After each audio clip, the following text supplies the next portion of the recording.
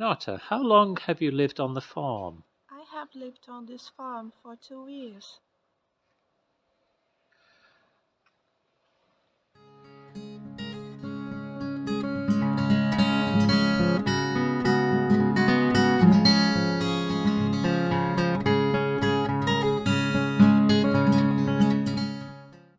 Okay, so before we start this part of the course, I'm going to introduce you to Greta, my personal assistant.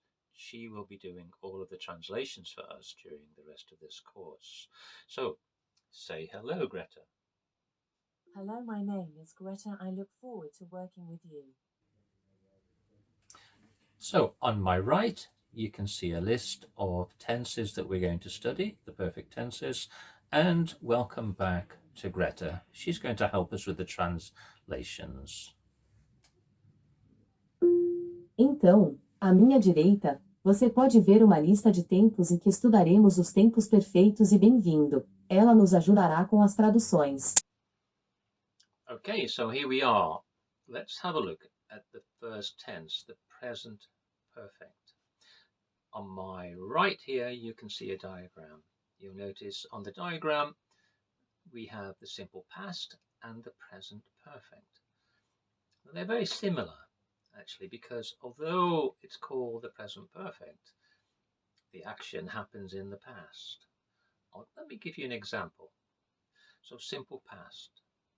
Last Saturday, I went to the cinema.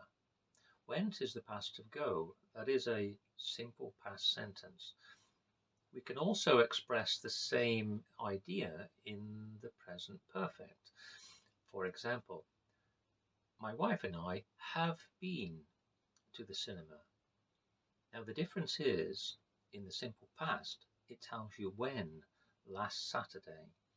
In the present perfect, it doesn't tell you when. It just said that my wife and I have been to the cinema. Now the construction is as follows. Or has, see to my right, have or has plus a past participle of the verb.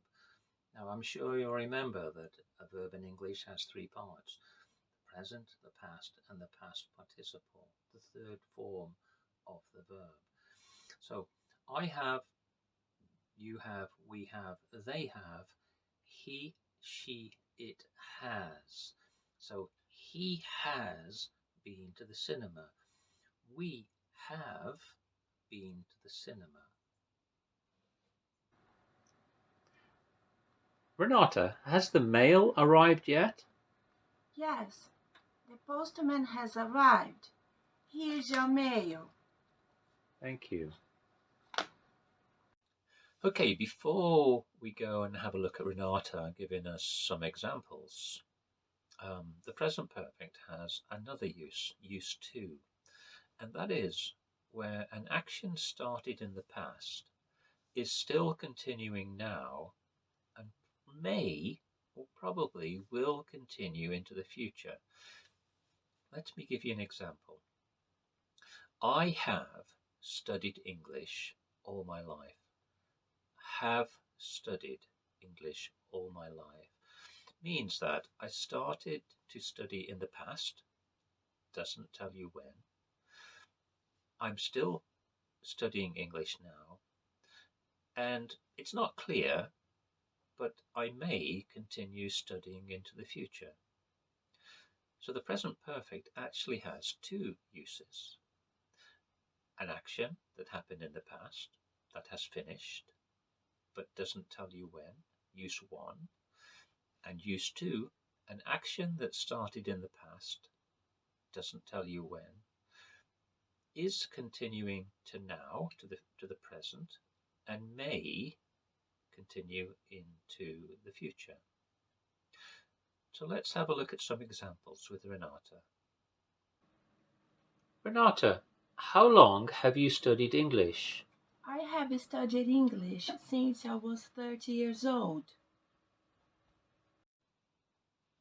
Okay, and so thank you, Renata. So as you can see, in summary, from the diagrams on the left, the present perfect has two uses. A single action in the past that doesn't tell you when, For example, I have been to the cinema. I have fed the chickens. And also the second function, a single action in the past that doesn't tell you when, but does continue to the present and may continue into the future.